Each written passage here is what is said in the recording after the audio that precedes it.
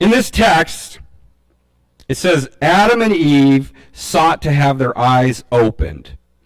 In verse 5 it says, "For God knows that when you eat of it, your eyes will be opened, and you will be like God, knowing good and evil." So the serpent played on their desire to be like God. That is like the big takeaway for each of us. I said we're going to talk about how it's personal. Personally, there's a temptation for us, even as Christians.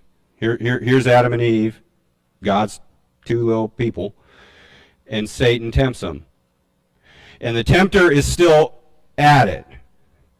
And so, how can we be on guard? Well, for one thing, whenever we're trying to be like God, we can question ourselves and go, wait a minute, I'm not the creator, you are. If your word is clear and the spirit that you put in me is testifying to me that this is something wrong, if I go and do it, I'm in the wrong. I'm just going to trust you. I don't know why that is. I don't know why. It feels like you're holding out. It feels like I should have more. When we have those thoughts, we need to remember, now this is literally, I'm being tempted here. I'm being tempted.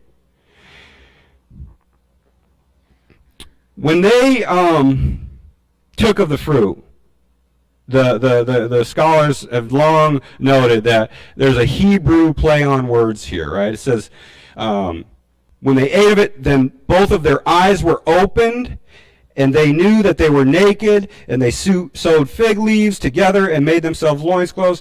So in the Hebrew, it's this little wordplay. It says, in seeking to be shrewd, they discovered they were nude. It's real. That's literally, that's what it says, right? Pretty much in Hebrew. And so what they wanted to see was more. But what they saw was more than what they wanted to see. And isn't that how it is, right? Proverbs says that whoever digs a pit shall fall into it, and a stone will come back on him who starts its rolling.